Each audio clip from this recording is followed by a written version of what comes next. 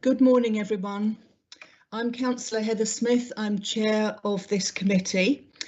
Welcome to the remote meeting of the Children and Young People's Overview and Scrutiny Committee, which is taking place on the 11th of January 2021.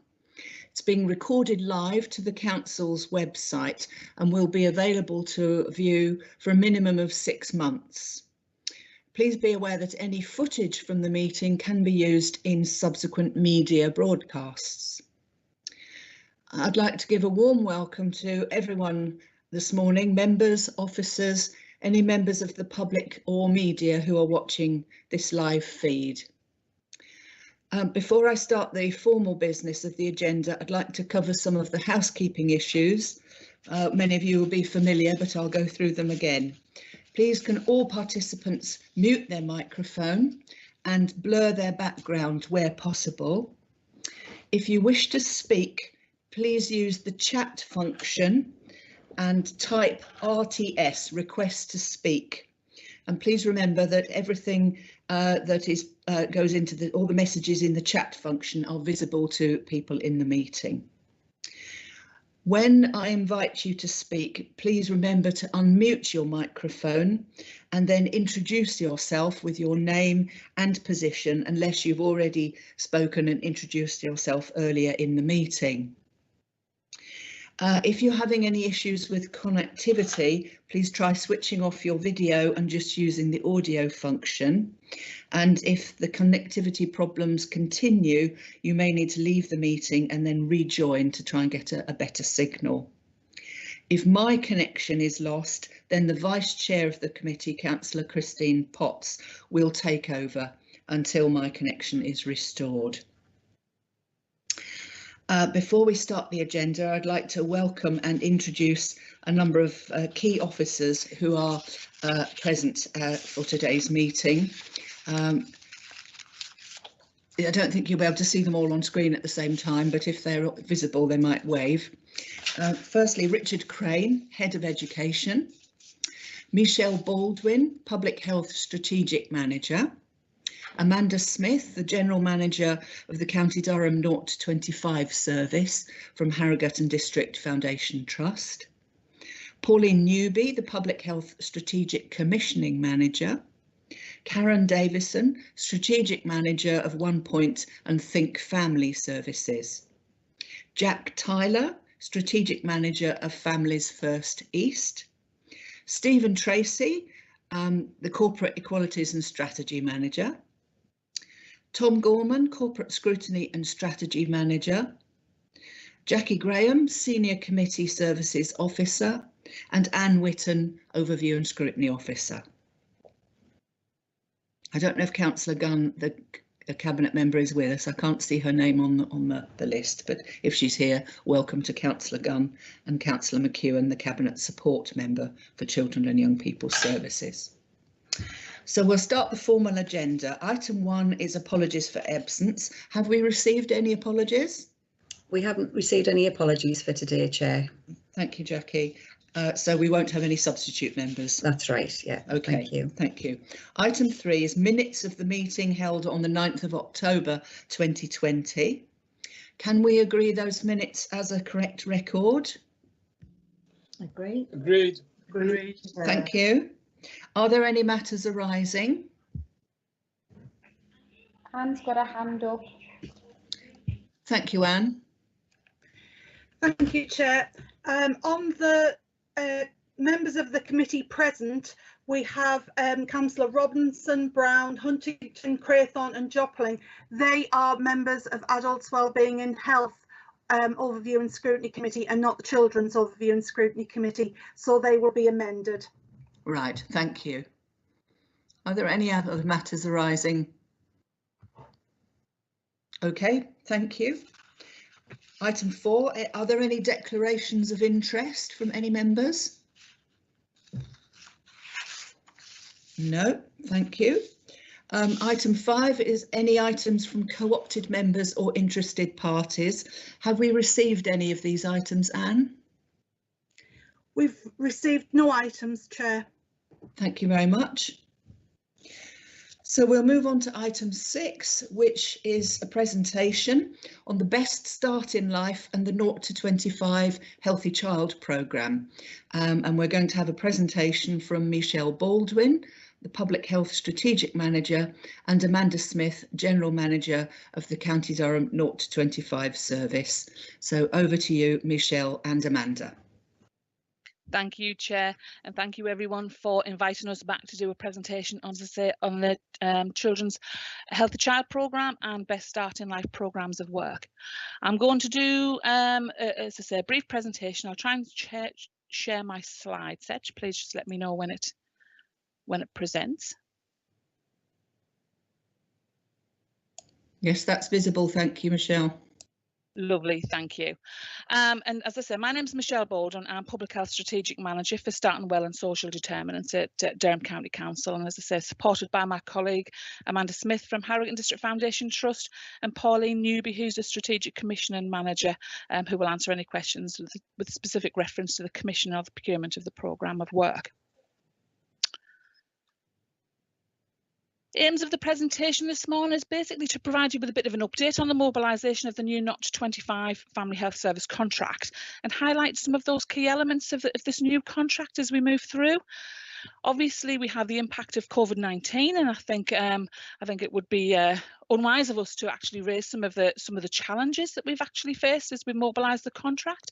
So I'll give you a little bit of an update on that as well, and also a little bit of an update on the Best Start in Life programme of work and the next steps that we're hoping to take forward from that.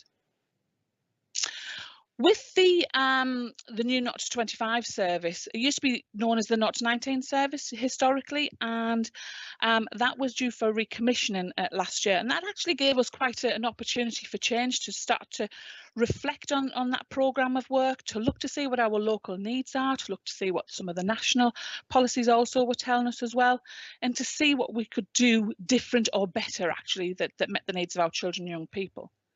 We did a significant amount of consultation, and it was identified from all of the areas that we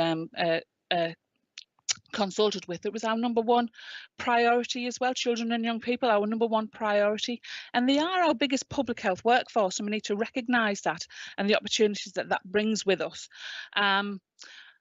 One of the key reasons that we've moved to a 0 to 25 service is that although we've always had responsibility and recognise that responsibility for some of our other young people who are with special educational needs, our children who are looked after and care leavers, that wasn't really truly represented in the 0 to 19 service, although as I say, we did include that, but it makes it more explicit that actually we recognise that responsibility that we do have.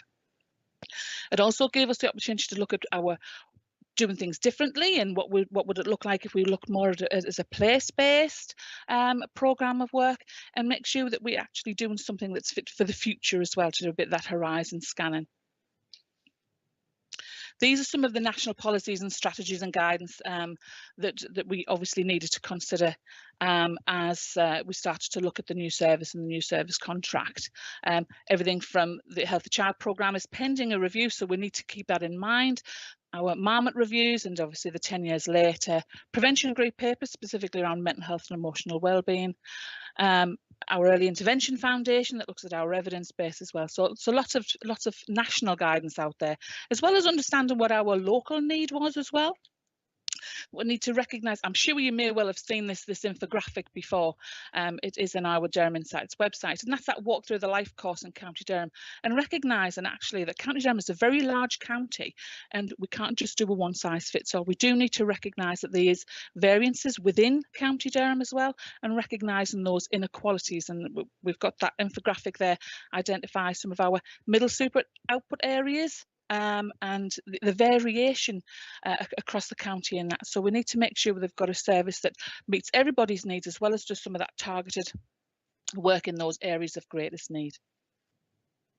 Recognising also that we have our children and young people who have additional vulnerabilities, and as I say, this is another infographic that identifies some of those key challenges that we have, particularly with our young people, with children in need, our children on child protection, our looked after children, our special educational needs. So it's just making sure that we absolutely cited on some of those additional needs, and that needs to be reflected in the service as well.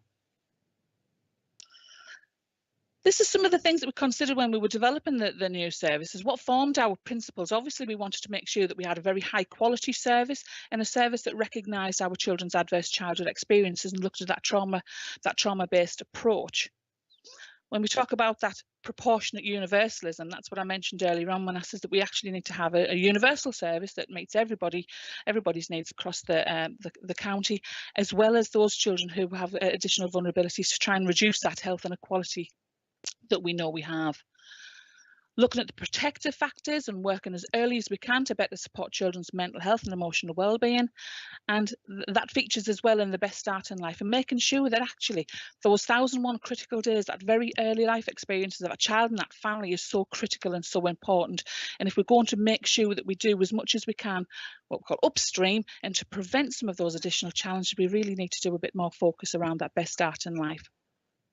Whilst considering that family approach, children don't sit independently, they do sit within a family, within a community, and we need to recognise that as well. Whichever way we look at it, we've tried to make sure that everything that we do is informed by our children, young people and families, and that, as I say, the consultation process was quite significant.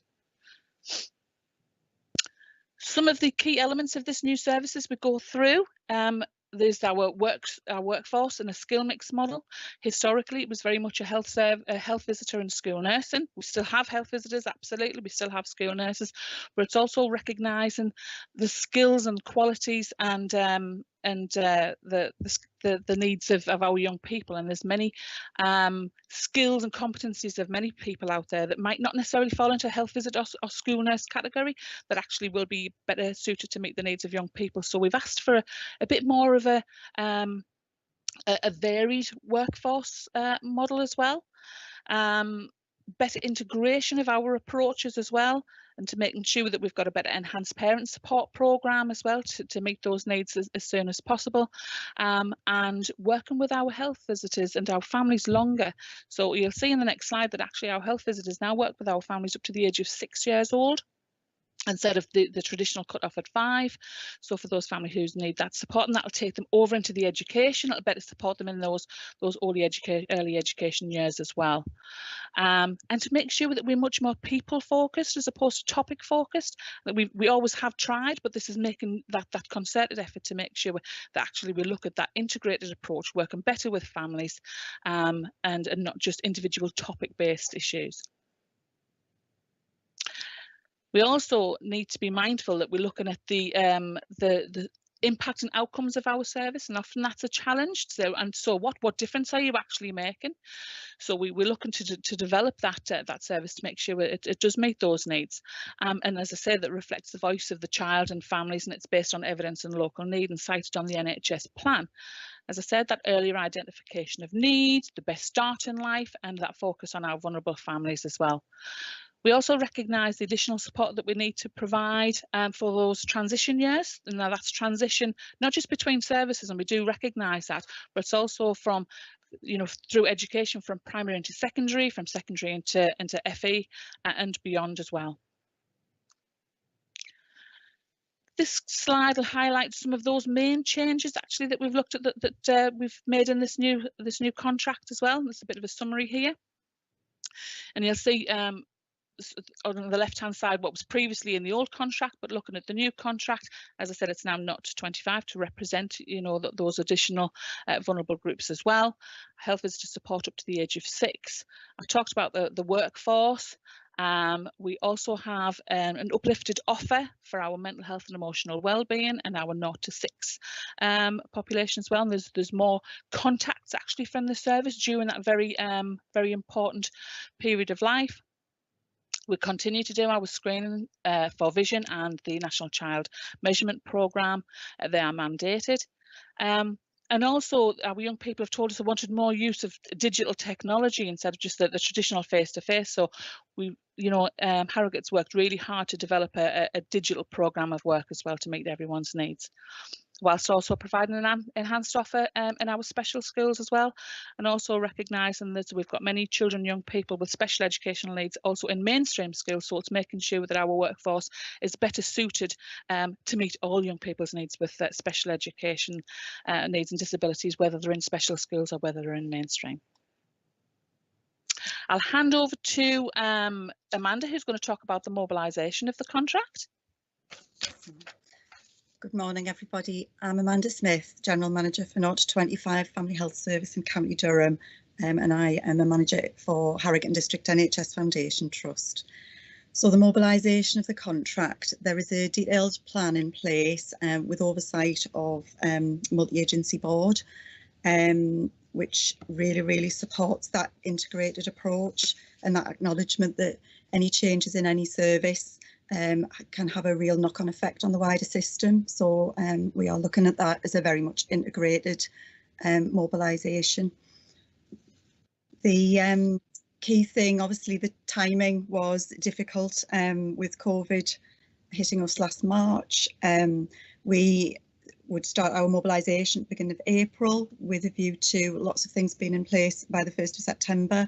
That was absolutely impossible due to the COVID and the challenge we faced, and that the whole system has had to prioritise the COVID response to protect our population. So the timeline's been extended for mobilisation to be completed by the 1st of April, and then we go into a period of transition. So some key areas to highlight within the mobilisation are that we are commissioned and we will be embedding the Henry approach across County Durham. So that's a much more proactive approach to addressing healthy weight, very much about creating the conditions for change. So much wider impact across the whole system. It is a licensed programme, so very structured. And we're really excited about that. We have started to train some of our trainers. Well, Henry have started to train some of our trainers in November. So there'll be a gradual increase in the number of staff trained in that approach. So Outcome Star, we very much want to evidence, as every service does, the impact we have on families, the difference we make to them and the progress that they make and achieve. And therefore we will be using the Outcome Star to measure our interventions with families, very much looking at their strengths and building on that. And then we will be reporting to our commissioners and to the wider system using a performance, quality and outcomes framework, very much looking at those key priority areas in County Durham, the key public health issues that we need to address, the key issues with supporting our vulnerable families, and again using the Outcome Star to look at the difference we make, to look at what the families achieve with our support. Next slide please, Michelle. So mental health and emotional well-being is a key priority for County Durham. It's been identified for a number of years now, and we will continue to have this as a key area of work. So we've enhanced our mental health support team. Historically, we had 5 emotional resilience nurses in the previous contract. We have 7 whole-time equivalent emotional resilience nurses. We've increased the team by including psychological wellbeing practitioners. That's 5 across the county, and also youth practitioners and peer supporters, paid peer supporters, to support the emotional wellbeing agenda. So there's a big increase in the team.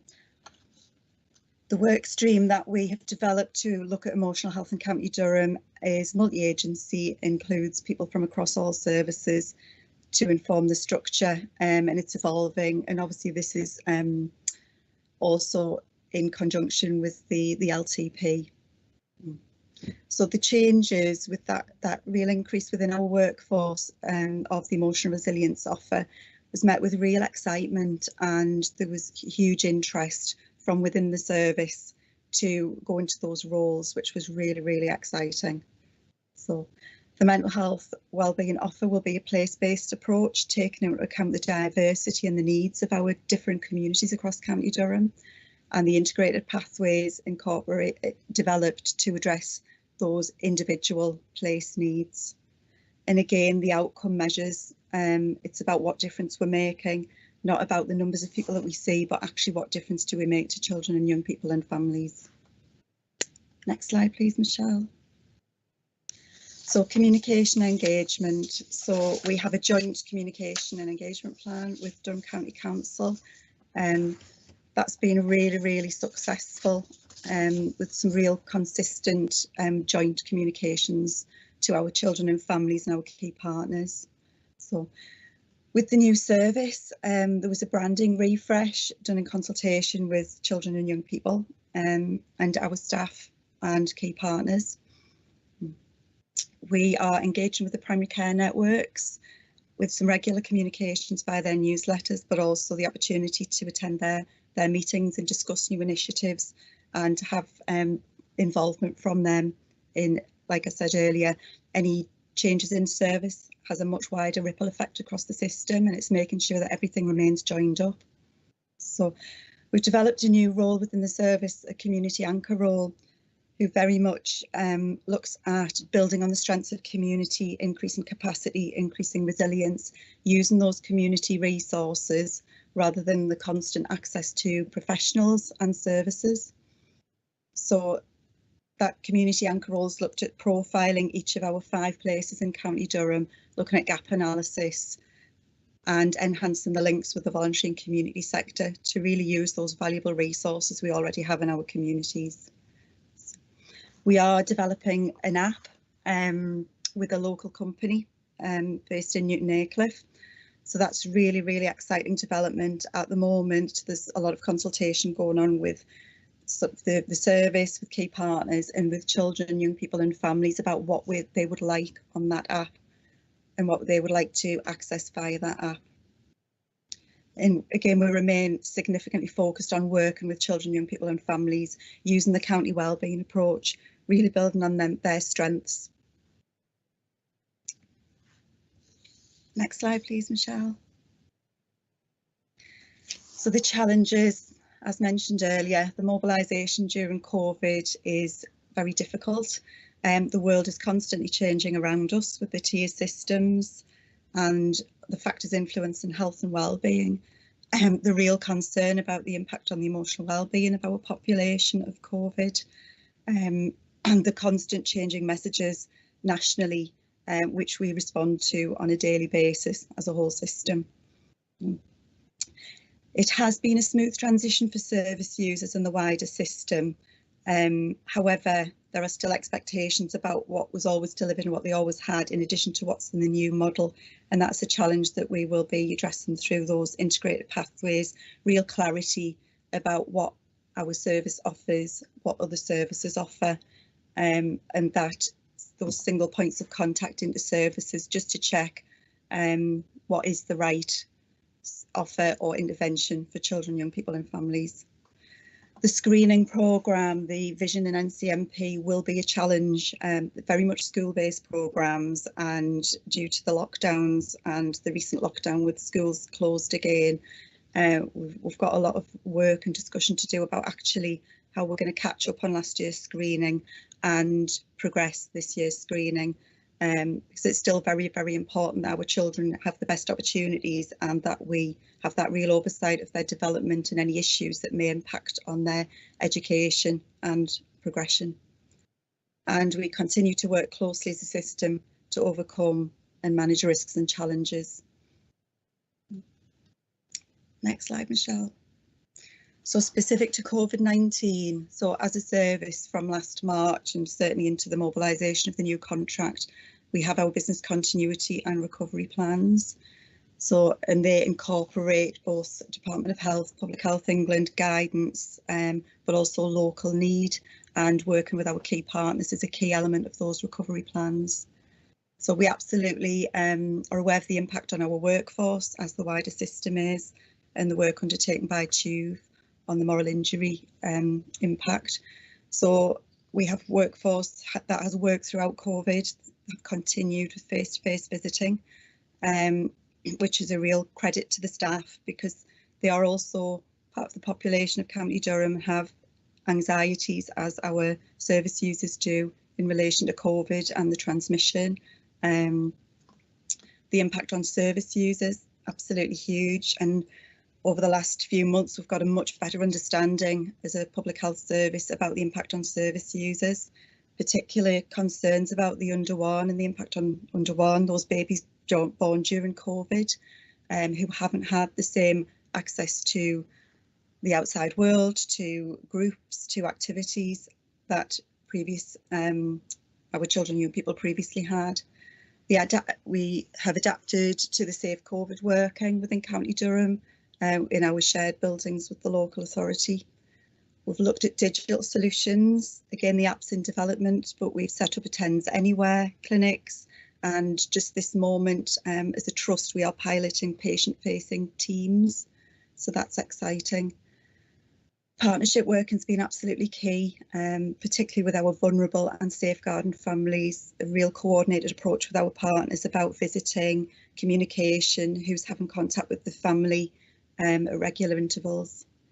And again, the learning from COVID, learning about the impact on the workforce and what we can do to support them, but also the learning about the impact on our children, young people and families, and to embed that learning going forward. And as a service, we have contributed to the whole system response, for example, swabbing of children in residential settings, our children in the care system in residential settings, and public health nursing support to the response to schools. Next slide, please, Michelle. And it's back over to me. Thank you, Amanda. I'll just go through a couple of quick slides here with reference to the best start in life. This used to be a separate presentation, but we thought it's so incorporated in with the rest of the work that we would give it as a part of this presentation as well. So the best start in life for us is a key area of work, actually recognising the importance and the value of making sure that our children and young people, particularly in those early years, get that best start. It's been a piece of work that we've been working on for a few years now, actually, and what we'd identified, there was quite a few priorities of work and key areas of work that we wanted to do some specific work on.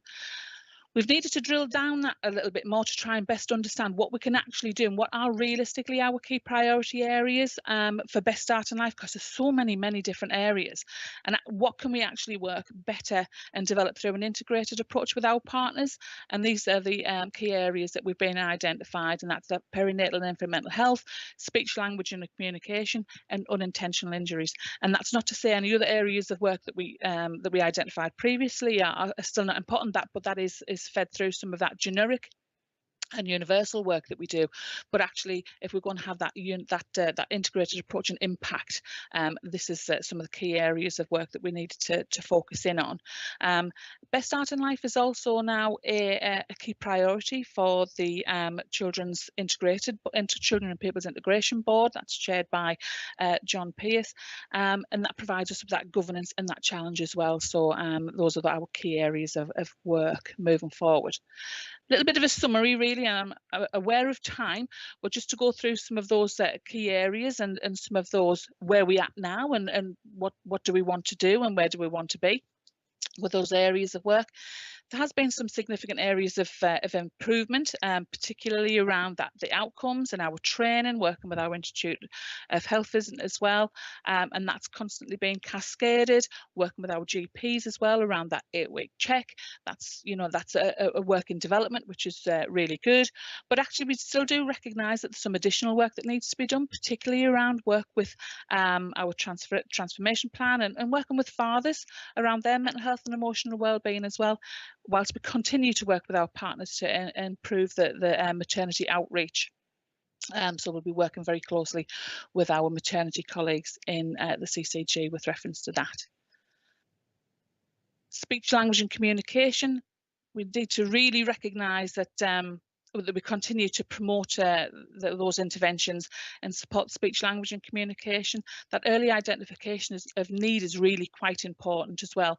And we have included an additional mandated contact actually locally within County Durham that for our health visitors and our health visiting team that looks at that development of the 14 to 16 month that contact, and looking at the development of speech, language and communication, and doing that additional targeted work and making sure, you know, where possible, that there's an increased uptake of our 2-year placement offer, and we better meeting our need and supporting our families as well, to make sure that actually they have a very supported home learning environment. Really, that's where we're moving towards.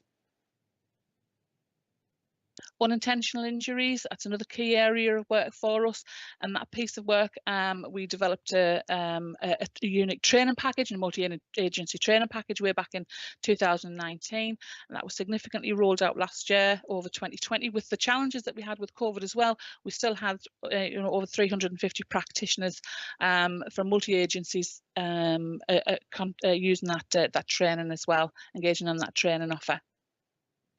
The home environment assessment tool has been revised to reflect some of those potential hazards as well within the home, and that a safe home toolkit's been developed. But what we need to do and constantly work towards is making sure that we explicitly address some of those challenges and those child safety risks in the home, and how we best work with our partners as well, and making sure that we consider those stages of development, working with our families, and better support parents and carers, particularly after attendance in A&E as well. One of the questions that we did ask, and we said this earlier on in the presentation, is so how do we know that we're making a difference, and are we actually reducing inequalities, particularly around best start in life? And it is a really difficult challenge that we face. So this has given us the opportunity to, what we said, just a bit of a discussion to try and shift that scope a little bit. We've got that situation where we've got the Michael Marmot review 10 years on. We're looking at around that work with Chris Bentley's place-based health inequalities intervention in a toolkit.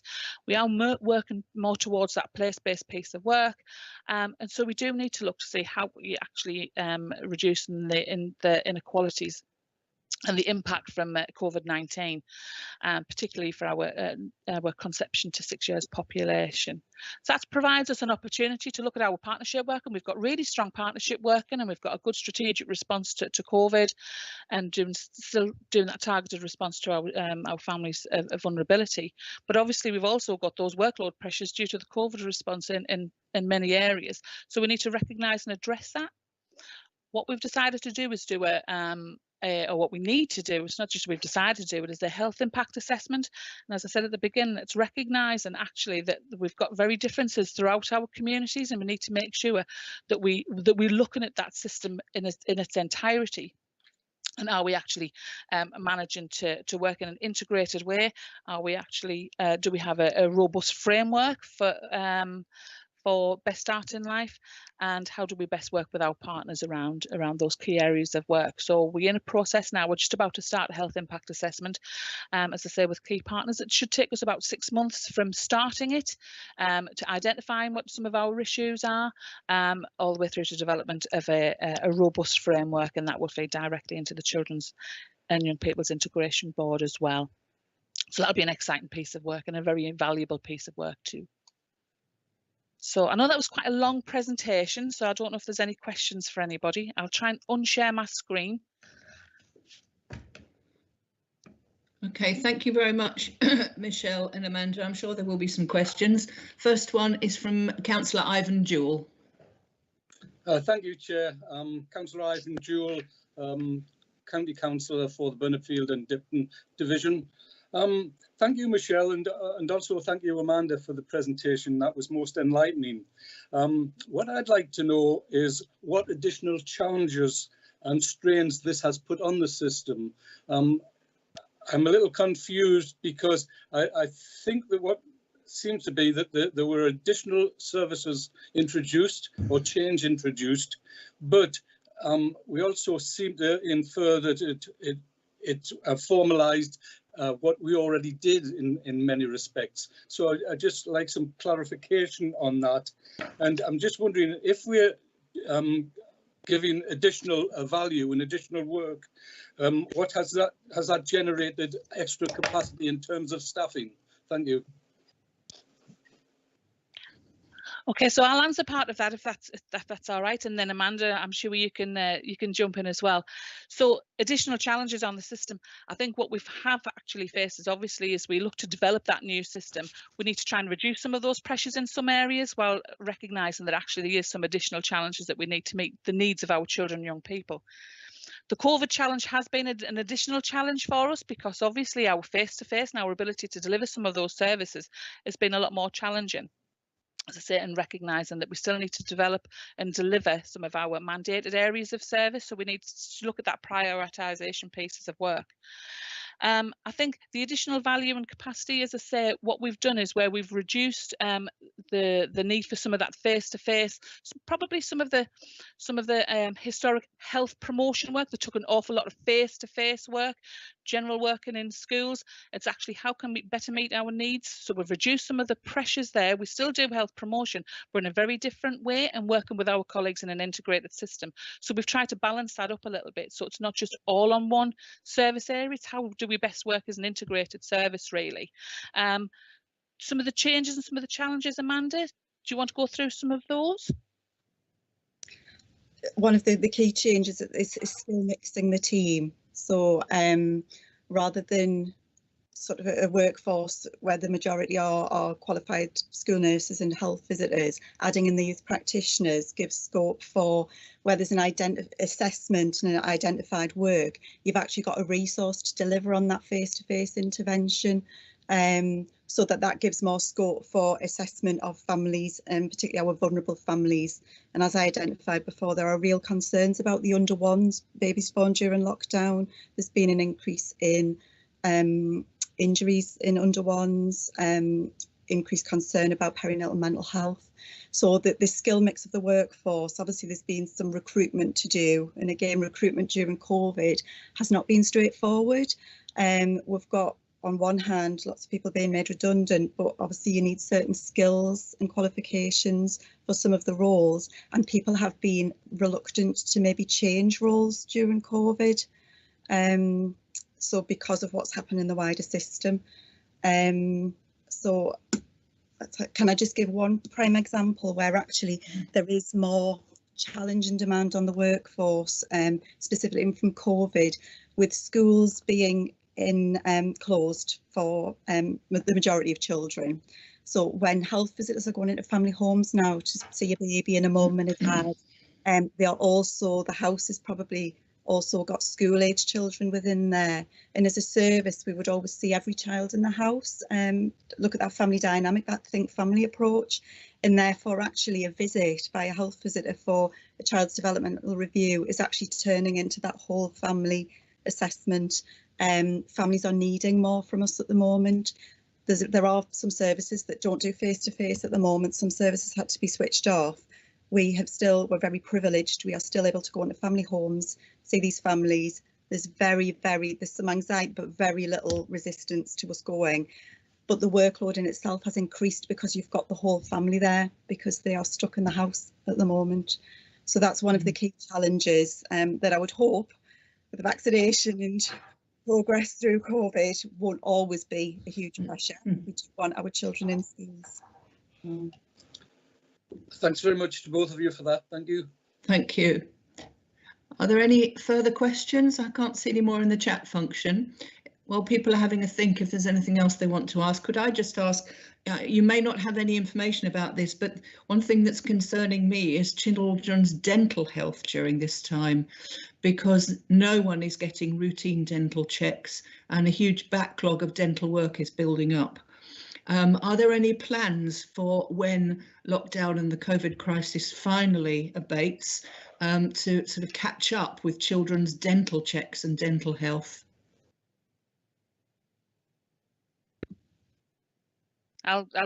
Yes, I think there's sorry about that. Yes, there's quite a lot of areas of work that we know that there's going to be a bit of catch up. Absolutely, and oral health is one of those key areas as well. So we do recognise that there's a lot of inequalities that we've got within County Durham around oral health, around the missing and filled teeth as well. So yes, it is one of the areas of work that we'll be working very closely with our early years providers, our early years service, as well as our health visiting and family health service, to make sure that we try and catch up back on that and try and encourage some of that work with our dental practitioners. We're also linking closely with our dental practitioners as well, so when they do see children, it's around the safeguarding element as well. So we're doing an awful lot of work and working with our key areas to make sure that we capture that holistic picture of the child as well. So I think that they're the key partners around that safeguarding agenda and arena as well, and we do recognise that. So the answer to the question is yes, we do recognise the challenges, and yes, we will be doing some additional catch-up work to make sure our children are back in front of our oral health providers. Thank you very much, Michelle. Well, if there are no other questions, there's no one else put anything in the chat function, so I'll say thank you very much to both of you. I apologise, my dog's having a bark. And our recommendation is that the committee note the content of the report and the presentation and comment accordingly, which we have done. So thank you very much indeed to both of you. Thank you very much. Thank you. Good day. So we move on to the next item, which is neglect in County Durham. And we're going to have a presentation from Karen Davison, Strategic Manager of One Point and Think Family Services. And over to you, Karen. Hi there, can you see the presentation? Yes. Yes, that's fine, thank you. Lovely, thank you. My name is Karen Davison. I'm a Strategic Manager in Children's Services and I'm responsible for early help, and in County Durham that's our One Point and Think Family Service. Jack Tyler's also on the call. Jack's a Strategic Manager in Children's Social Care. I don't know if you want to say hello, Jack. Hi, it's Jack Tyler. I'm Strategic Manager for the East for the Families First Service. So what we're going to talk about during the presentation, we'll just give a brief overview of what neglect is, what the causes of neglect are, the impact that neglect has on children and young people, the current prevalence of neglect in County Durham, what our vision and key objectives are to tackle neglect, and the progress and next steps that we are currently developing. So the definition of neglect is the Working Together to Safeguard Children 2018 definition, and that's a persistent failure to meet a child's basic physical or psychological needs that's likely to result in serious impairment of a child's health or development. Clearly, neglect can also occur during pregnancy, which is often a result of things like maternal substance misuse or domestic abuse. Failure to provide adequate food, clothing, shelter, protect child from physical and emotional harm or danger, ensuring adequate supervision, and that also includes ensuring that caregivers, any caregivers, babysitters are also suitable to look after the children that they've been asked to look after. Ensuring children have access to appropriate medical care or treatment. And this might also be around the unresponsiveness to a child, you know, their basic emotional needs. We often talk about the toxic cord. These are the things that sometimes, well, very often get in the way of a parent having the ability to care for a child adequately.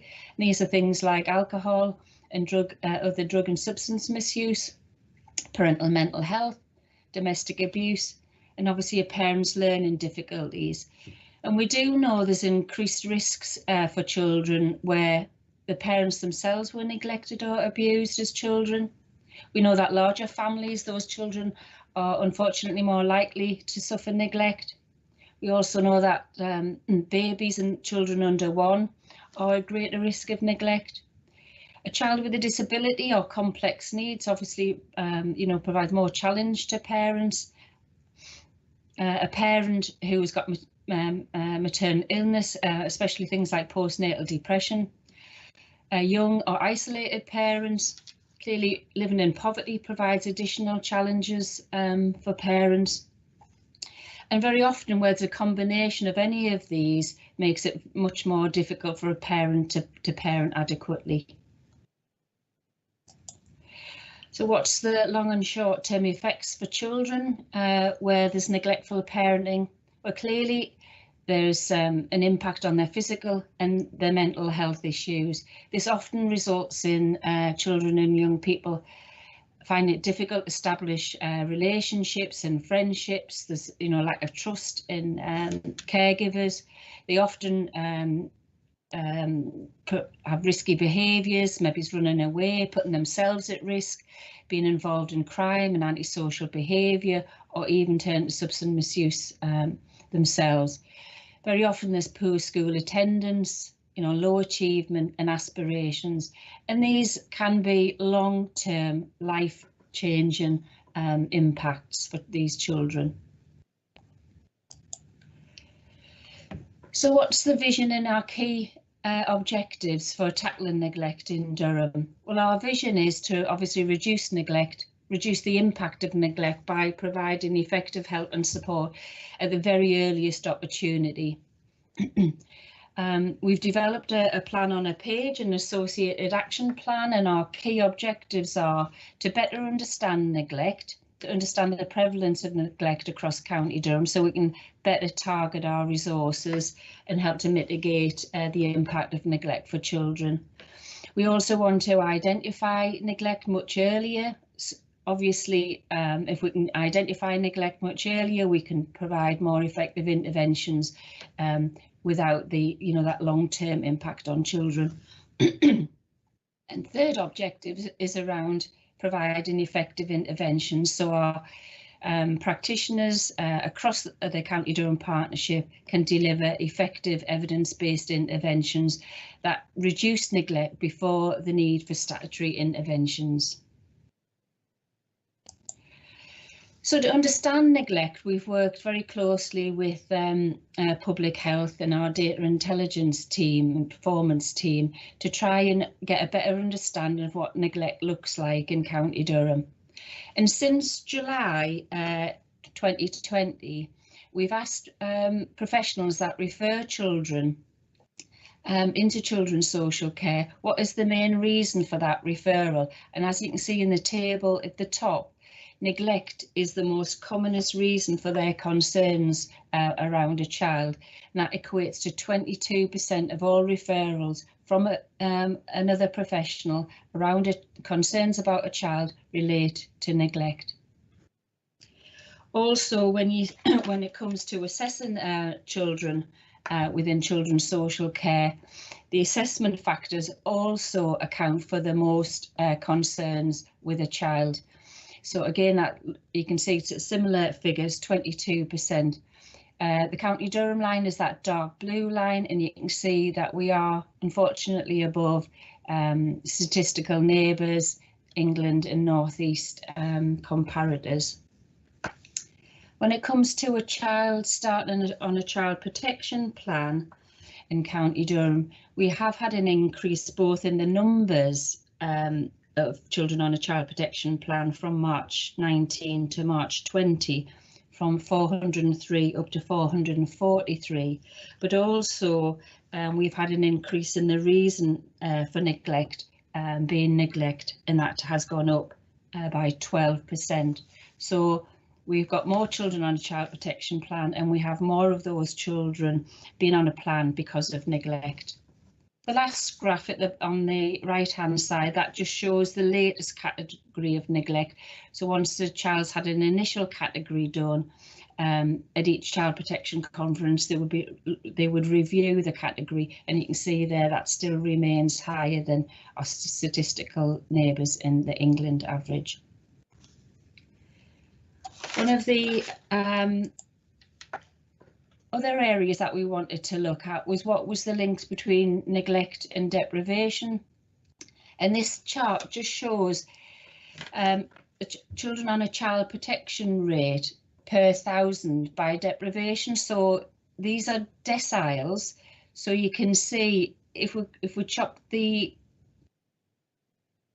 areas of County Durham up into deciles, you would see the vast majority of children on child protection plan live in our most deprived areas. So that's number 1, and our least deprived areas are number 10 on that graph. So you can see that there's a really sharp gradient for children living in our most deprived areas. There's more of those children on a child protection plan than there are in our least deprived areas.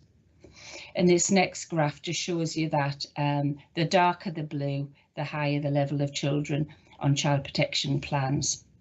And you see that correlates to where our areas of high deprivation are.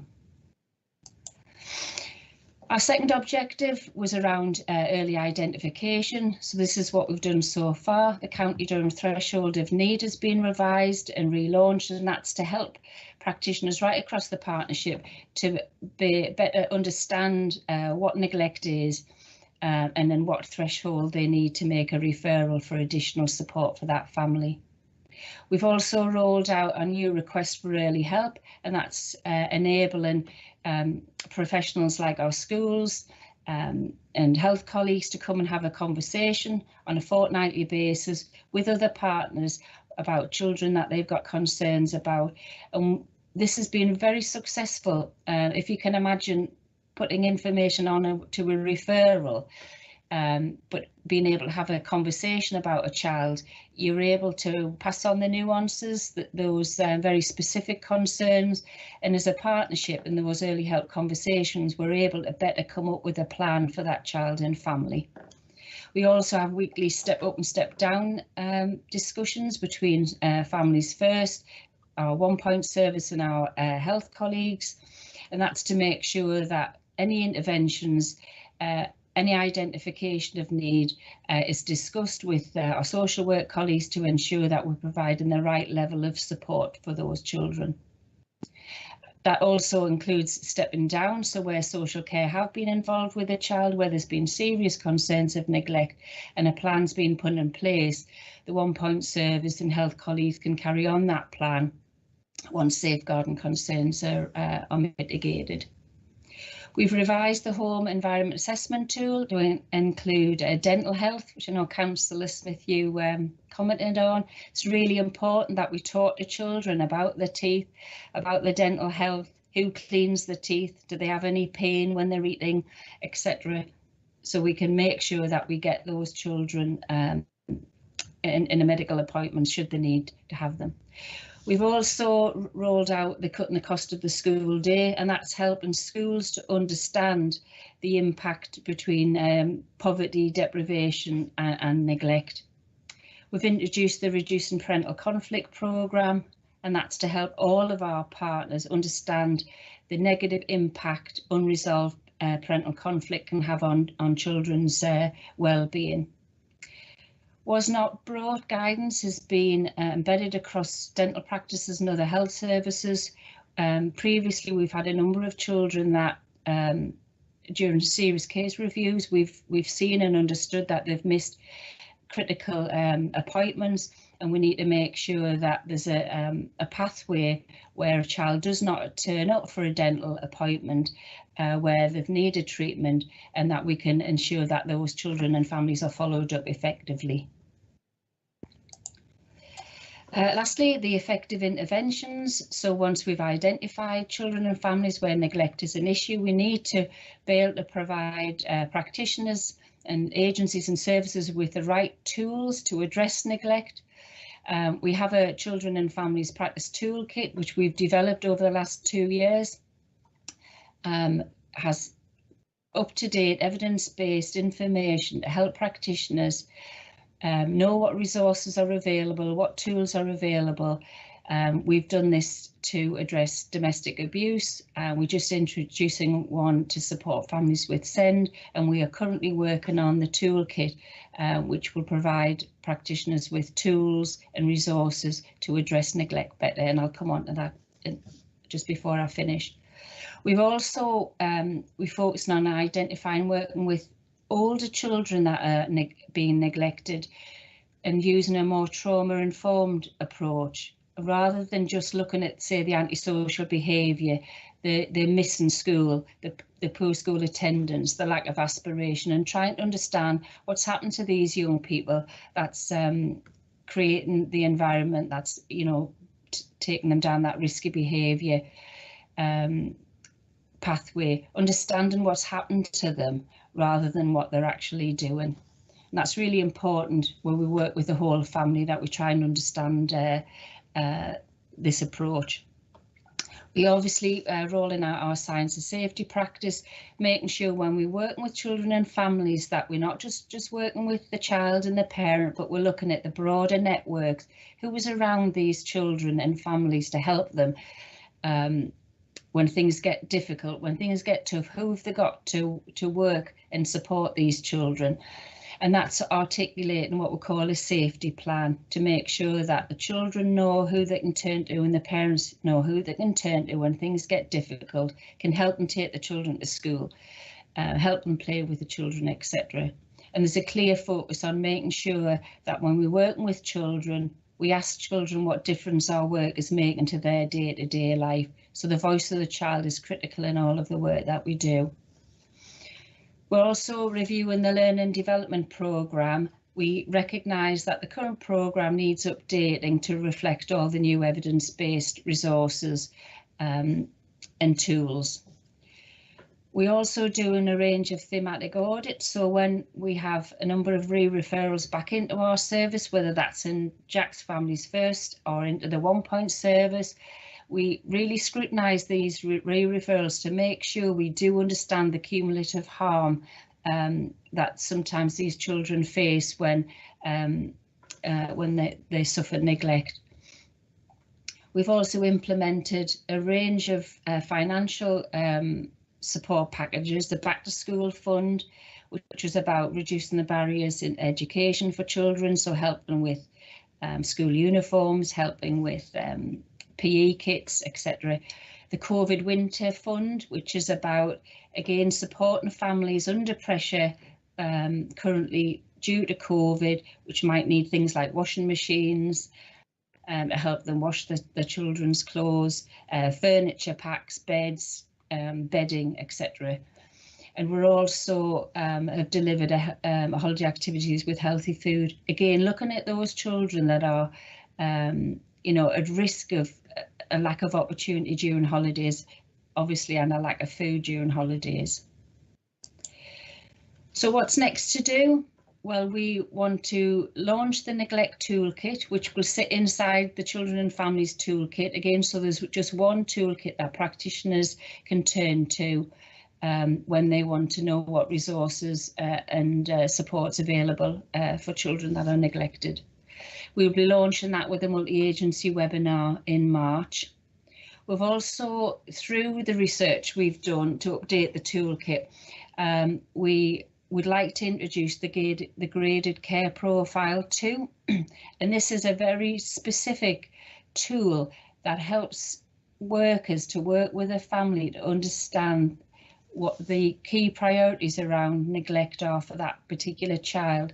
So it goes into very specific detail. For instance, if it was about nutrition, it would actually talk to the parent and look at what the child is getting to eat, how much they're getting to eat, what are they getting to eat, are they getting fresh fruit and vegetables, when are they getting it, do they have regular meal times, and that helps to really hone down on the very specific issues of neglected parenting that parents can then focus on, and the worker can help them to achieve better outcomes. This tool also helps parents to see where they're working really well in some areas of parenting.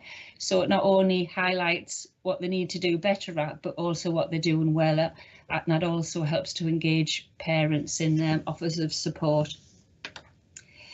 As was said in the previous presentation, we're working with our health colleagues to develop and implement an integrated enhanced parenting support pathway. And again, that's recognising what are some of the challenges in the antenatal and very early postnatal period with some parents that might be at risk of neglectful parenting, and together as an integrated model that we will support these parents.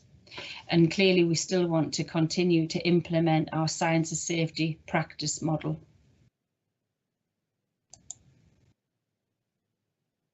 And that's the end of the presentation. Let me take it down. Any questions? Thank you very much, Karen. Are there any questions? Yes, Ivan.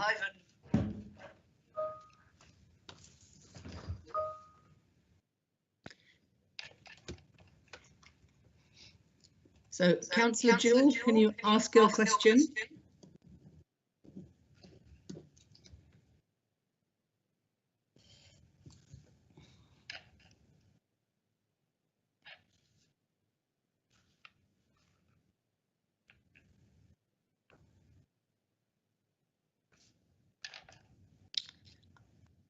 Are you there, Ivan?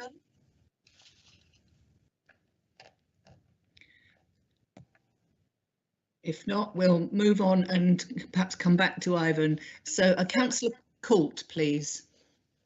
Thank you, Chair. Yeah, my name's Councillor Bev Cole. I'm Ashingworth and Gilbert Ward. Thank you both for the presentation with regards to it's a really, really important area, to be honest, and it does concern me the number of children predominantly at the minute who are going to be significantly affected because of the COVID issues and the families who are struggling across the board, to be honest with you, regards to trying to pay bills, feed the children, etc., etc. Two things. I would just like to recognise the education in the schools and the teachers for all the phenomenal work that they're doing. They're not just, for me, they're not just teaching them, they're parenting them, they're caring for them, it's the social worker side of it. It's a phenomenal job that they're doing. I would just like to recognise them for that.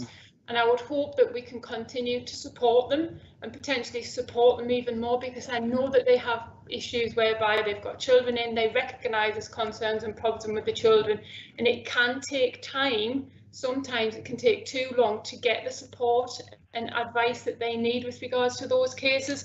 So that's one thing. A couple of positive things. I love the holiday activity funds which has been brought in, so thank you for that. I think they're very beneficial and can make a very big impact to small groups of children.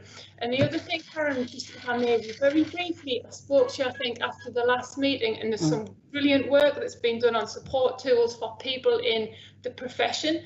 But how are we getting on with regards to the information to get out to parents? And are we going to try and do that on an electronic basis rather than actually a paper document? If you could just update on that, it would be appreciated. Thank you. Yes, Councillor Court, we've nearly got that finished. And hopefully be able to share it with you shortly. So that'll collate all the financial resources available to families. You know, it's very much family focused. So we should have that done fairly shortly. And I absolutely agree with you. Schools are very often the eyes and ears. They know their children really well, and we do rely on them. So we do work very closely with them.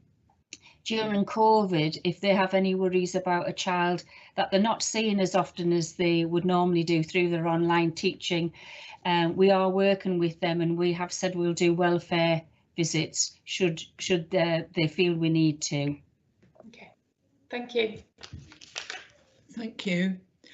Councillor Jewell, have you managed to unmute yet to ask your question? Yeah. Oh, good. Yes, I have, Chair. Unfortunately, with this iPad, it's not as smooth. You don't have your chat function down the side, and sometimes you get into chat and can't get out of it. So I apologise for that. It's Councillor Jewell again, and thank you, Karen, for that comprehensive sort of report. It was very interesting and threw up quite a lot of questions. I serve on the adoption panel, and therefore I see the end result of a lot of this process. Therefore, what I'm asking is, we have objectives of reducing neglect, reducing impact of neglect, and providing support. Now, if we line that up with the toxic quad, I wonder how successful we can be, and indeed how successful we are in changing the way people deal or with the young children. I mean, the toxic four, we talked about them. Let's see, drug misuse and alcohol misuse. Now, I see every time, or most times on the adoption panel, that children have been removed because of that. I also see sort of poor education. I also see the young people or the parents have been abused themselves. So that sort of thing has happened. How successful can we be in changing that, or do we just go through a process in order to accommodate? Thank you. I don't know if Jack, do you want to answer that one? I've got a few thoughts myself, but I don't know if Jack wants to come in. Do you want to jump in from the early help side, then I'll do the other side for next. Yeah, clearly, Councillor Jewell, the earlier that we can identify risks for children and we can intervene, the better. I would also, and we're more likely to change behaviours if we can get in there earlier, the less entrenched. The other thing I would say is the approach now we have with children and families around our signs of safety is creating a culture where we're much more open and honest and direct. with families about our concerns. We also identify with them what their strengths are, and we build on those strengths. But I think things like our words and pictures that we're doing with families and with children about, you know, why they're in the situation, why we are working with them, is we are seeing light bulb moments with some families about, you know, their understanding of the impact of their behaviours on their children.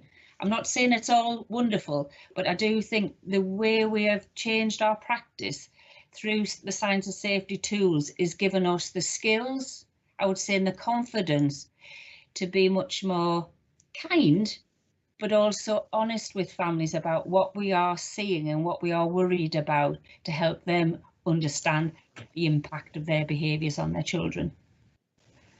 Jack, that was my thoughts. Yeah, I absolutely agree with what Karen said. I think given the fact that we are now more open and honest with families, and our language has changed in terms of that we speak more, there's less jargon, and on the same page as what our families would understand. And I think that the greater profile will help social workers identify signs of neglect a lot easier, and be able to talk to families in relation to the impact of behaviours upon their children, not just now but in the future. If we think of some of our some of our most complex teenagers, if we've been able to identify some of those risks or behaviours a lot earlier, we might have had a different outcome from some of those young people. I think we're better at bottom lines now, and that's in relation to consequences. I think previously sometimes we've seen repeated child protection plans or re-referrals, so we're better at identifying some of those risks and some of those concerns with a plan of reducing the need for second and subsequent plans. But where there is a need for a child who can't remain within the family, we're getting a better identifying that, where some of you'll see Councillor Jewell in terms of some of the numbers of parents who's had subsequent children who's been placed for adoption. The delays less for those children, and we're getting better of identifying where a child can't remain within the family, where we can remove those plans on. So I think the plans that we've got in terms of the what Karen's described within our next steps will hopefully identify those, and we've got good links with our substance misuse teams, and we're getting better at our links with our mental health teams, particularly those for young people and not just the adult side of the mental health. So yeah, I think the plans that we've got in place will hopefully reduce the re-referrals. I think that's what the focus is from particularly from Karen's part of the service and from our part of the service, is about that we need to get it right the first time round, and more earlier intervention and identifying that. But that's working with our partner agencies from education, health, nurseries, and identifying where those worries are and identifying referral in quicker. Thanks very much to both of you. Thank you. Thank you. Got two more questions. So Councillor Charlton, Joyce, over to you. It's not really a question as such, Chair, if you don't mind. It's really going on the back of what Bev Coulthard said.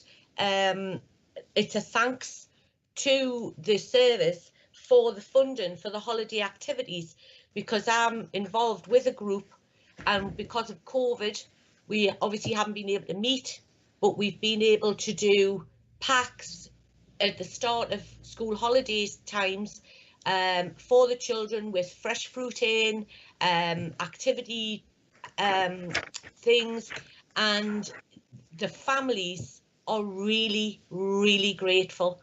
And not all of my families are not working, some of them are working, but they struggle on a monthly basis, and these packs have been a lifeline to them, especially Christmas time, and we're starting now with the ones ready for February. So thank you very much from all of my families to the service for those funds. Thank you.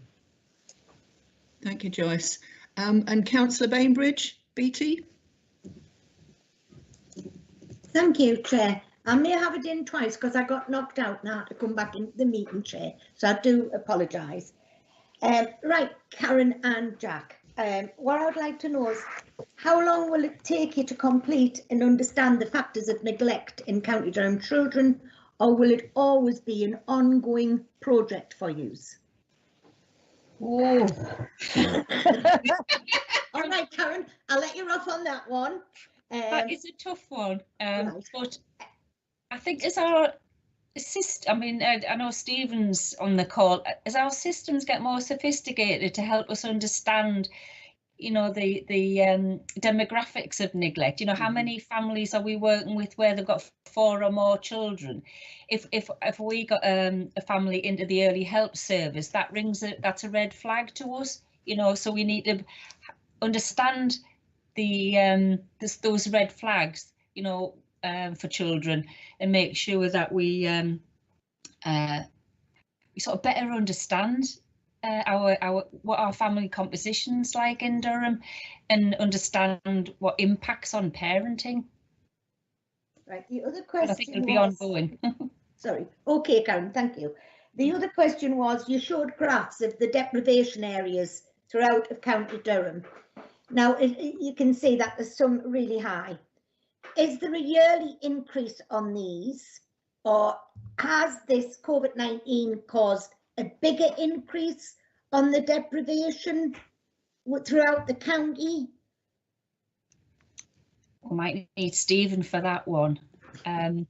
We do know anecdotally that, you know, families are struggling through, you know, being made redundant, being furloughed, challenges of childcare, hence the reason for those range of financial resource funds that we are, you know, and we are getting very good take up of those. So that would be, you know, anecdotal evidence that we are seeing this. We also know we've had an increase in the number of children eligible for free school meals, which would also tell us, you know, that is having an impact on children and families. I don't know if Stephen can come in with any more information on that. Yes. Sorry, on the spot, Stephen. No problem, Karen. Thanks. Morning, everyone.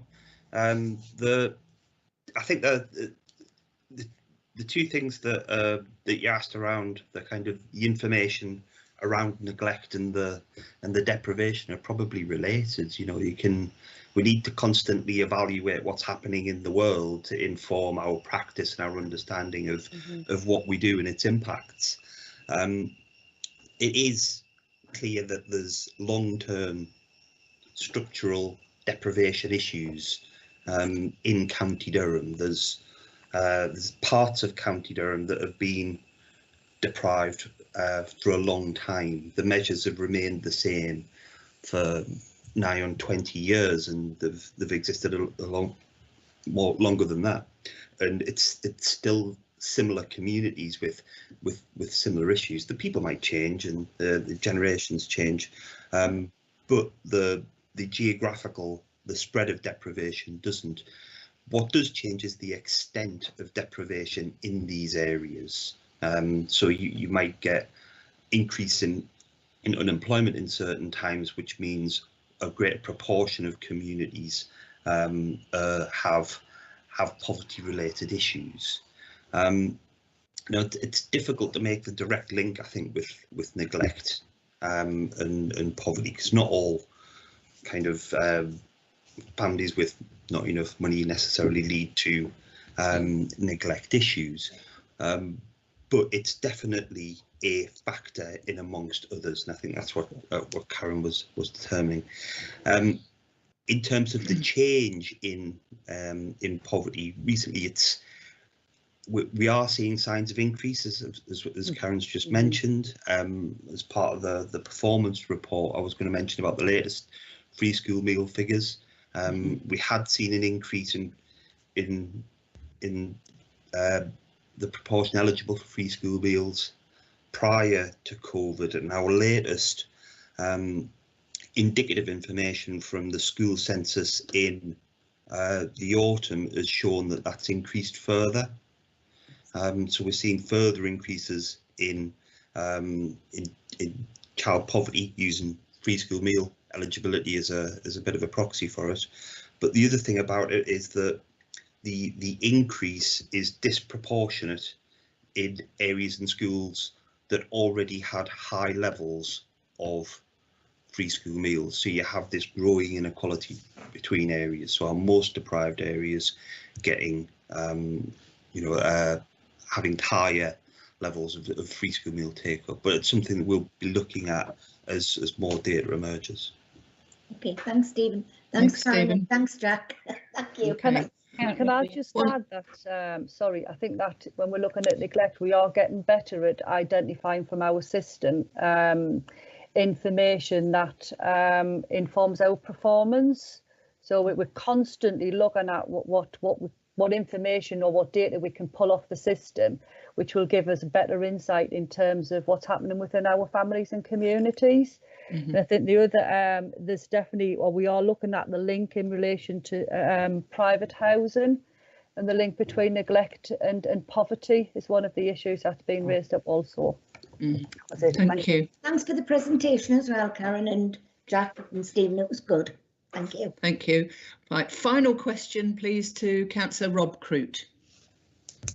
Thanks, Chair. I was just going to make the point that's just been made, that the causal link between deprivation and poverty on the one hand and neglect, I think that link's inarguable. There was a report went to Cabinet back in November on the impact of poverty. We'll be looking at that through the Scrutiny Management Board, hopefully next month or the month afterwards. And I think you can't get away from the fact that poverty and deprivation lead directly to neglect. But the question I was going to ask before that point was raised was an issue that Karen mentioned right towards the end. She was talking about the neglect toolkit and the relaunch of that. And you specifically mentioned, Karen, an issue that again has just been raised on free school meals. Now I know there's been a lot of debate within this committee and beyond, not just about free school meals. It's the lack of take-up, isn't it, with free school meals? And Stephen's report does reflect, I think it's 6% of children are eligible. There's around 4,000 children who are eligible for free school meals and don't take up that offer.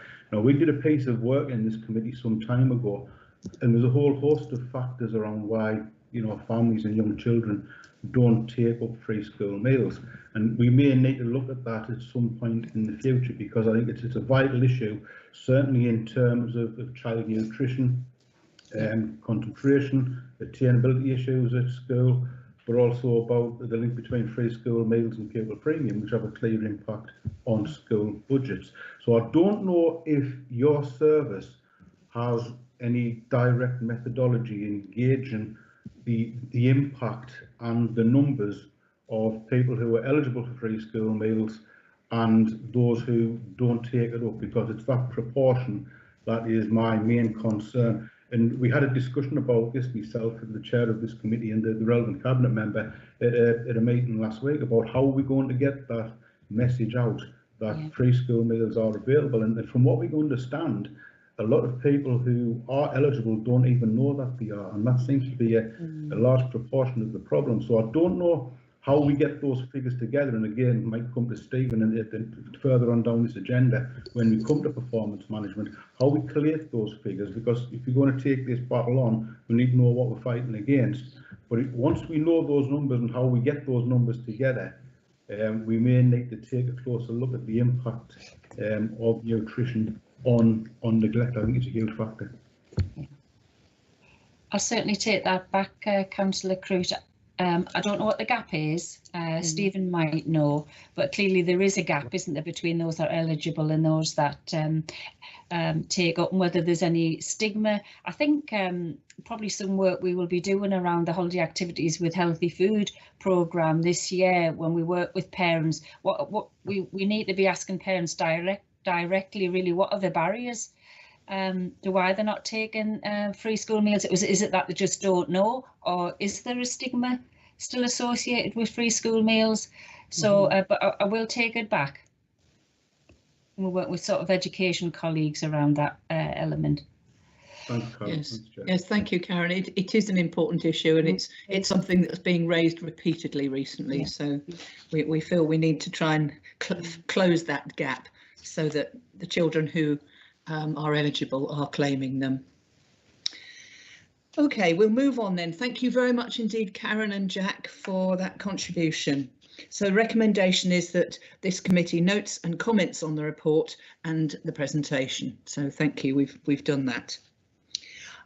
We move on then to item 8, which is the performance management report. So I'm going to hand over to Stephen Tracy, Corporate Equality and Strategy Manager, to present the report. Thanks, Chair. I don't have any slides for you this morning, so what I'm going to do is just talk through some of the key points in the report, and then we can have a discussion about any questions that you might want to raise. As usual, your performance report is a kind of a cut down relevant version of the wider corporate performance report, which links in to the partnership's vision and looks at our strategic priorities over the medium term.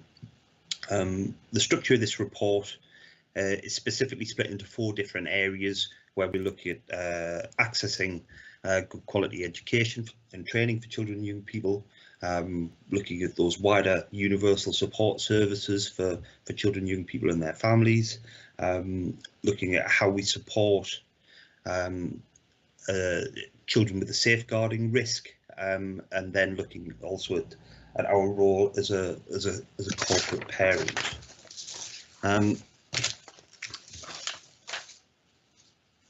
Sorry,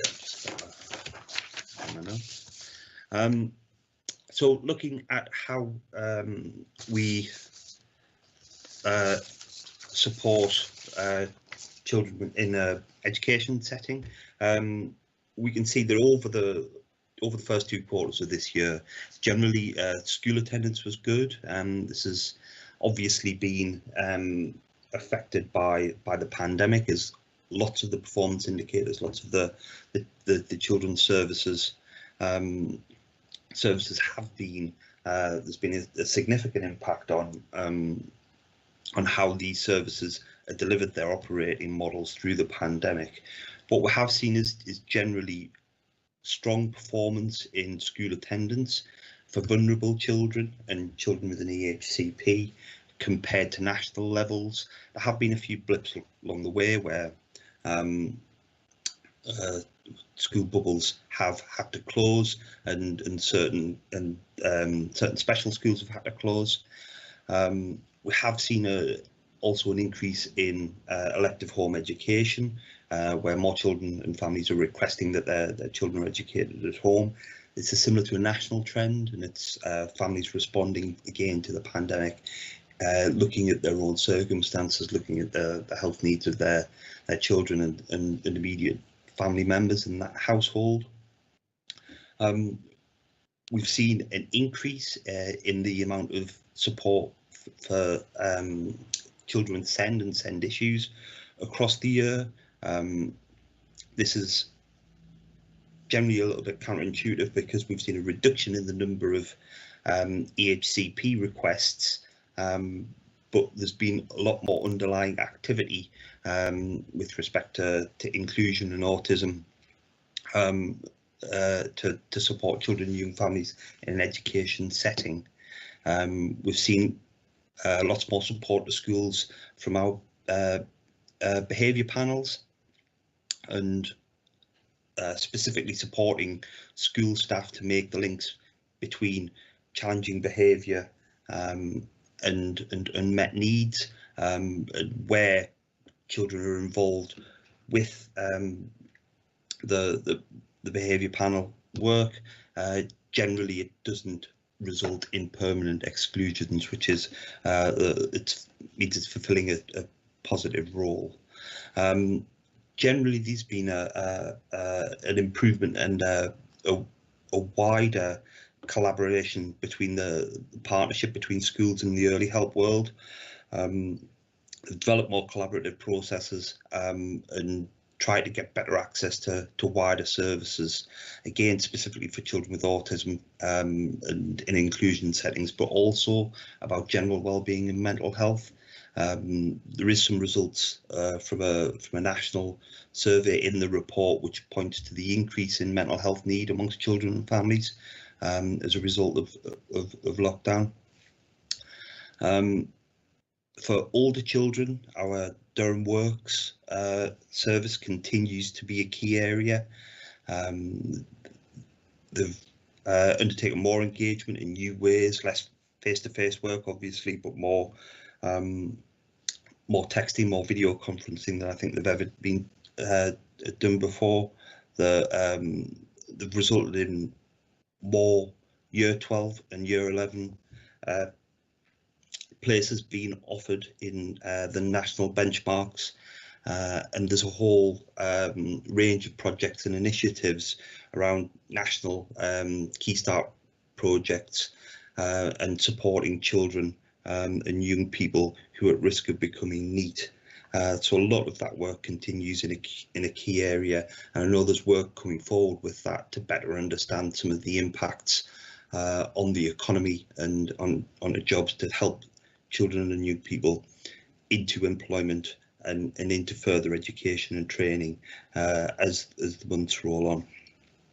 In terms of our wider services, our Stronger Families programme performs well. We have achieved up until the end of quarter 2 3/4 of the target for the families turned around, so that continues despite some of the processes that have been changed throughout the lockdown as a result of the pandemic. And as we've discussed previously, we have got some early insight into the increase of some of the context around child poverty and free school meals, making some of these wider services that Karen talked about in your previous presentation around neglect and responding to the need for free school meals all the more apparent. In terms of services, looking at safeguarding risk and supporting children that are most at risk, it has been a very challenging time. The nature of the lockdown has impacted on the operating models within children's safeguarding and closing schools and social distancing, meaning less face-to-face activity can take place. It is challenging for the service. Have responded by changing their operating models and continuing to continually risk assess lots of different children in all sorts of settings to make sure that those most at risk get the appropriate and highest levels of support. In terms of outcomes, what we've seen is lower referrals coming through, again probably to do with the reduction in school attendance overall, certainly for the first lockdown, but also we've seen an increase in children on a child protection plan and those looked after, which is a little counterintuitive, but that's thought to be the result of the reduction in activity in the courts. So although there's lower numbers of children being referred into social care, in terms of processing these cases through the legal areas through courts, it is slower. So caseloads have grown and the number of children on a plan and becoming looked after are staying on for a little bit longer.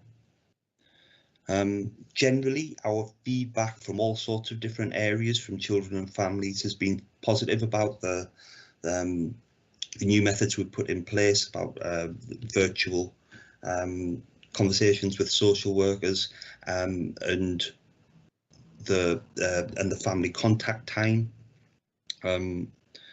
The service has also responded by a greater scrutiny as well on lots of the service outcomes, making sure that children and families are getting the support at the right level at the right time, as well as maintaining their improvement programme around implementing the size and safety framework, looking at the quality of care planning and reducing re-referrals.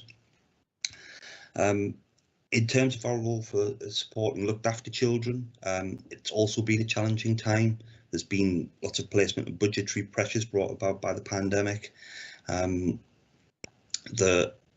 mentioned about the family contact time, which has now been brought back from a virtual service to a face-to-face service, which has been welcomed, and visits and contacts with looked after children are again being risk assessed and monitored to make sure that those most in need get the support that they deserve.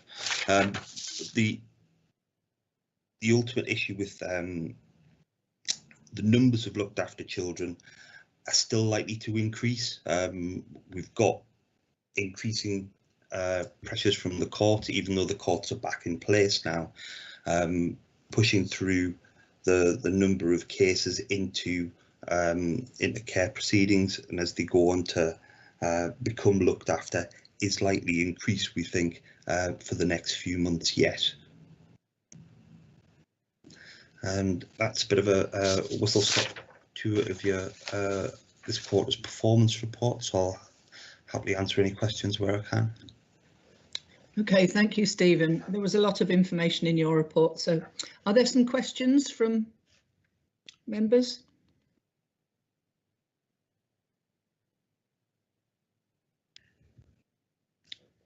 Yes, from Councillor Coult. Thank you, Chair. Thank you very much for the information, Stephen. It's just a quick question, to be honest. Obviously, you've made reference in the information that at the moment EHCP referrals and quite low down. Are you anticipating there being a spike once we get out of this nightmare situation with regards to COVID and there's kind of a backlog? Do you think it's just that the cases haven't been pushed through by the staff, etc., etc.? And if there is a spike, have you got the capacity to be able to actually deal with these, or are these cases going to end up taking even longer than the current ones that are waiting to be processed? There is a spike. There's always a spike every year around Easter time, where lots of requests come in. Generally, the service has been working over the last few years to try and smooth that spike down over the year, so get more referrals in earlier in the school year so they can work them through. Last academic year for the 1920, that happened quite successfully, but what did happen is we did see a reduction, a small reduction at the end of the last academic year, and it's continued into September. So does that mean that we may be saving up further referrals? Possibly. We'll have to wait and see how those come through. However, it should be, if you look at previous academic years, all we're doing is reverting back to what it used to be in 17, 18, 16, 17, where you got that spike within Easter and post-Easter. So the service does have experience of this, so they should be able to cope with increased demand over a short period. But I know the service are looking at working with schools and making sure that they get any requests through at the most appropriate time as well.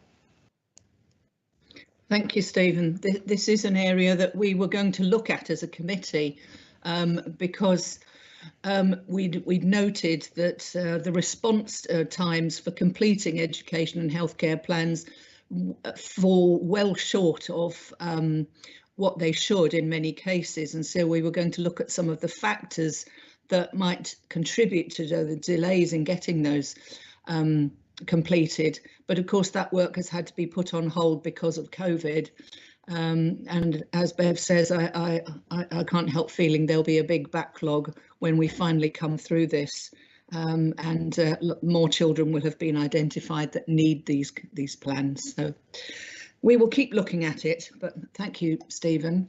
Are there any more questions?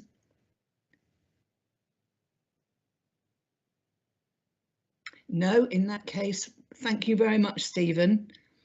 So the recommendation is that we consider the overall position and direction of travel in relation to Q1 performance, the impact of COVID-19 on performance, which Stephen has outlined for us, and the actions being taken to address areas of underperformance, including the significant economic and wellbeing challenges because of the pandemic.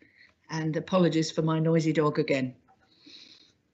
So thank you very much, everyone. We'll move on then to item 9 on the agenda, which is the Q2 forecast of revenue and capital outturn, and Andrew Baldwin is going to present this. So over to you, Andrew. Hello, can I just check you can hear me? Yes, I can hear you fine. Thank you. Yes, this is the position as reported at the end of September 2020, the Q2. And for CYPS as an overall outturn figure, we're a headline figure of £1.5 million overspent. So to put that in perspective, apologies, excuse me.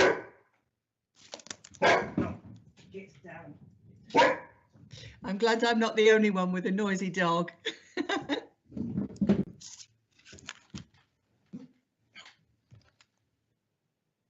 I'm sorry, his timing is impeccable.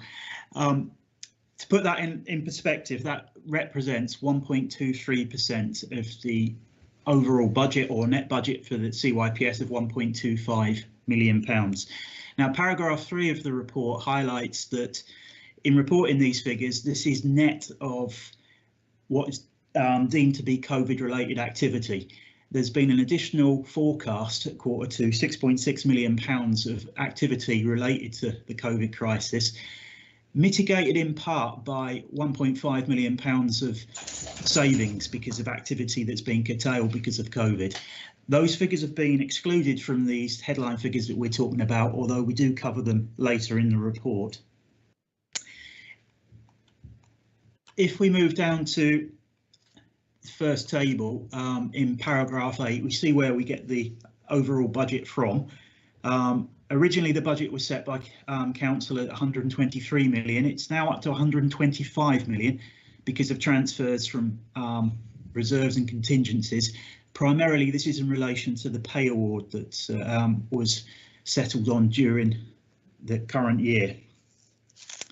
In terms of the outturn position on where the pressures and savings are arriving, this is explained in more detail in paragraph 13, but the headline for this, I'm sure most of the members of the meeting will be familiar with. The pressures are coming from lack and other placement related costs. That's the substantial driver. Home to school transport, when we take out the effect of the COVID savings, is still causing a pressure for the service. And there's notable income pressure around SLAs. This is primarily within education and skills. There is some considerable impact of the COVID situation, but then there is some underlying issues that are being investigated, in part because of the way that in effect, the world is changing and the way SLAs will need to be provided in the future. There's some active work going on to try to address some of those issues. Those expenditure pressures are somewhat offset by savings elsewhere. Notable savings are to do with staffing. £1.8 million underspent on staffing. This has come from savings because of vacancies in the service, but of note, there's a £800,000 saving that was achieved early for the 21-22 MTFP saving. Again, that's within education and skills. If I could draw your attentions to paragraphs 15 to 18. We mentioned earlier that the cost that we were saying with a £1.5 million overspend was net of COVID related costs and potential savings in the service. These tables and these bullet points here highlight the major issues that are causing these COVID related pressures. You see there was a significant drop in income within the Aycliffe Secure Centre. Additional staffing costs that particularly in connection with looked after children of 500,000. Also, there's increased looked after children costs. It was mentioned earlier in an earlier presentation about the issues of COVID on the court situation. That's slowing the proceedings going through, and potentially children are remaining in care for longer. That plus other additional complications, we estimate is going to push £2 million of additional costs on the service, again related to the COVID situation. The home to school transport has been a pressure for the service for several years and continues to be a pressure, and it's important that we highlight issues that are related to COVID and therefore hopefully short-lived, as opposed to those that are more fundamental and underlying. But you will note that there were savings identified in here relating to particularly the summer term, where the council was paying supplier relief to suppliers, but that's considerably below the expected level of activity. That does lead to a reduced expenditure in the service, although it does offset in part by reduced income from parental contributions. I would highlight that this is at Q2, so the savings that we're highlighting here relate to the summer term activity in the main. Developments since this with the recent lockdown will no doubt have an impact on the forecast outturn. In terms of the schools budgets, if we move down to paragraph 19, the table there in paragraph 20 shows the initial position, 213 maintained schools with a net expenditure budget of 219 million. In order to set those budgets, the schools were using initially £9 million of an £18 million combined retained balance, so 50% of their reserves in order to set a balanced budget in the current year. As the schools have gone through this year, they've picked up some additional costs because of COVID, as well as some other related operating savings. It's now estimated that at Q2 that use of reserve will be considerably reduced. So if you look at the table in paragraph 21 on the far right, it indicates a current forecast use of reserves of about £3 million, leaving reserves on hand for those schools of £15 million at the year end. Paragraph 24 just highlights a few exceptional schools, and I say exceptional in terms of their budgetary position. Schools are required to set a balanced budget, so the funding that comes in during the current year plus their reserves should meet their planned expenditure. Where this isn't possible, permission needs to be sought from the Section 151 officer to allow them to set what's referred to as a licence deficit.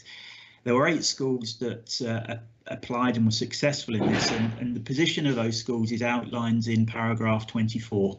So we have the opening budget, the impact in the current year, and notably the licence deficit that was authorised by the Section 151 officer that's expected to be in place at the end of the year.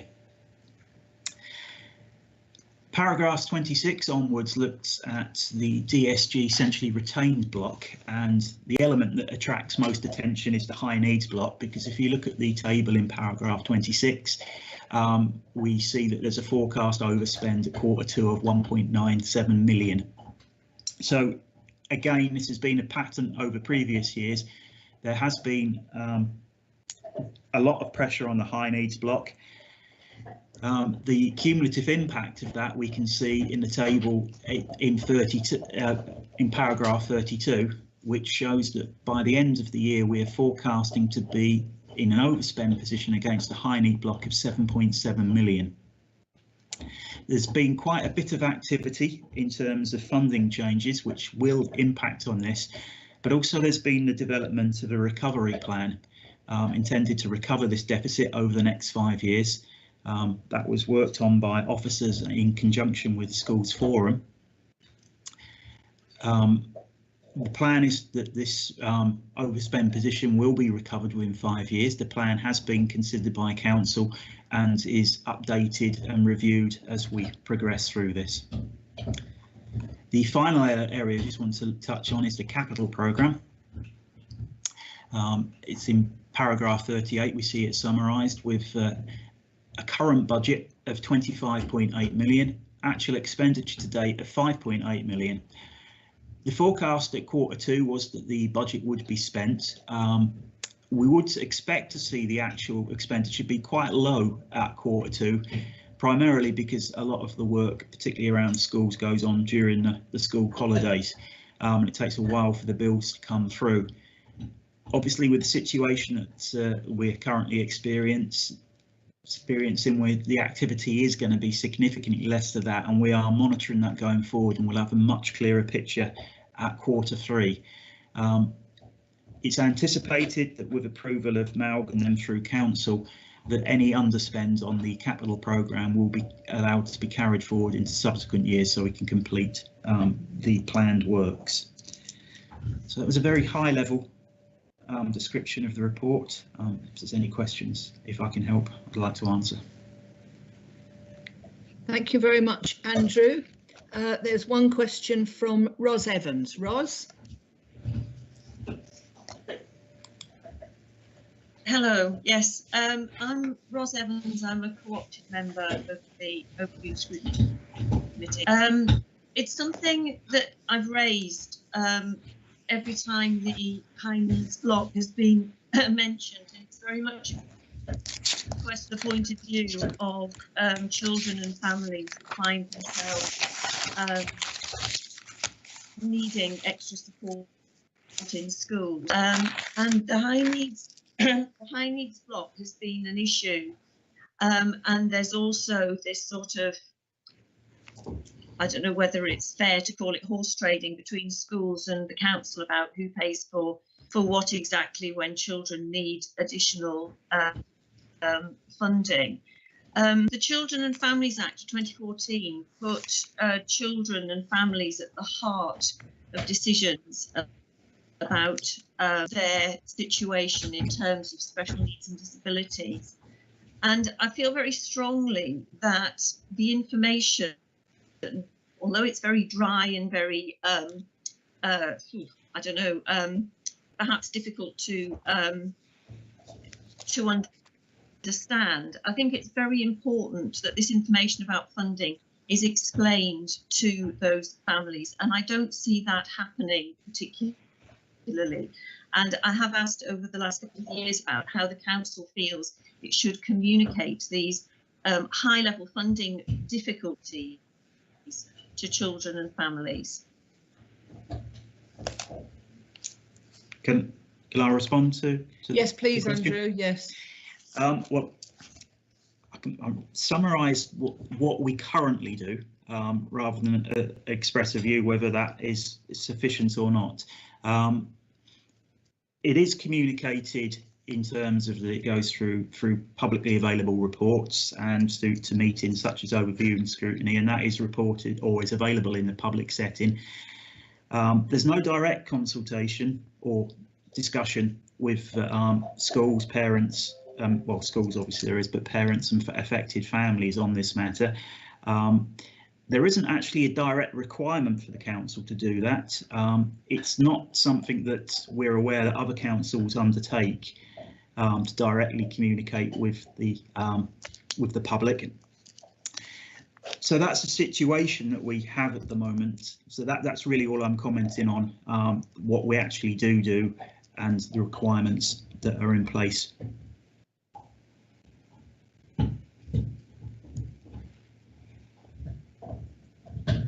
Okay. Are there any further questions?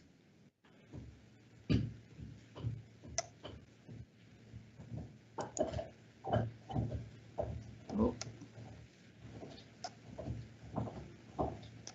I've temporarily lost my screen. Hold on a minute. Chair, we have a question from Councillor Bainbridge. Thank you.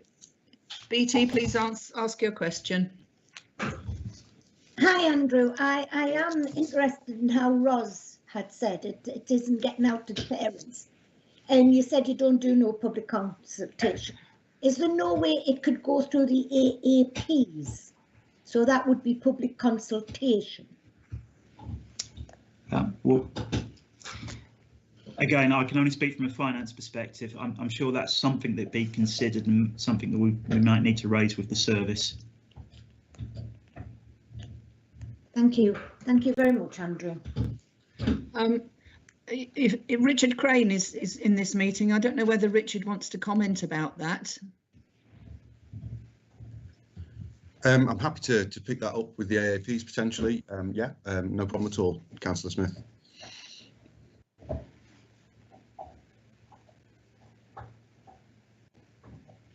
You're on mute, Councillor Smith. Sorry. I know this is something that Ros has raised on previous occasions, and it is something that concerns people, that parents of children who have special needs and disabilities aren't fully aware of the funding pressures that we're under, and how this is put across. So it's something to think about. Thank you. Are there any further questions?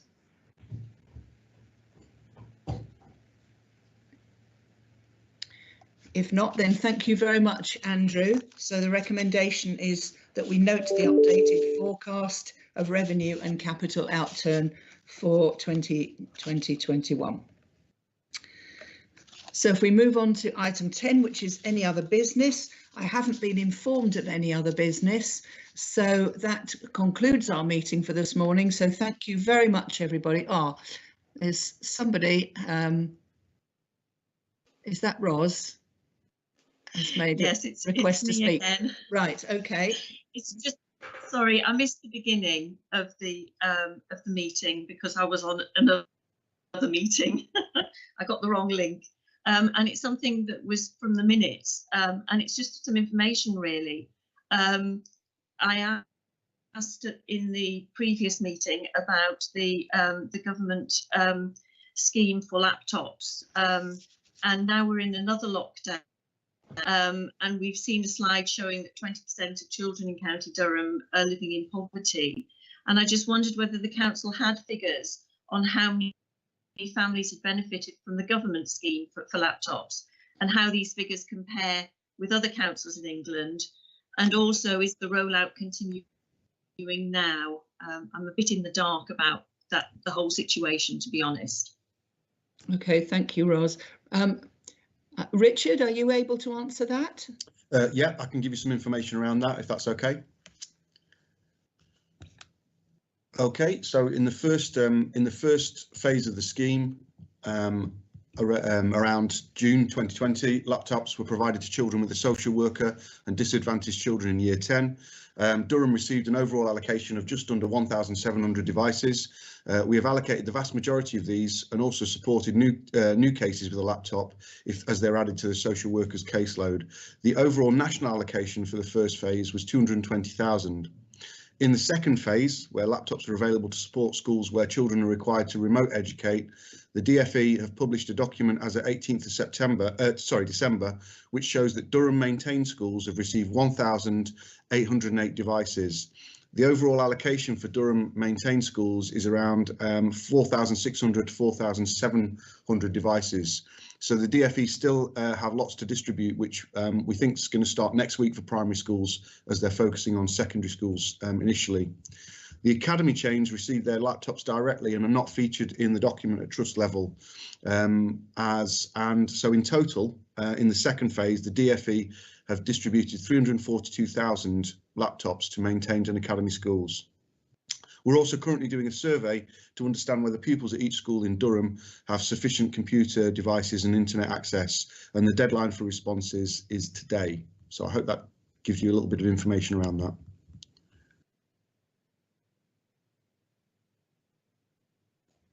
Thank you very much, Richard.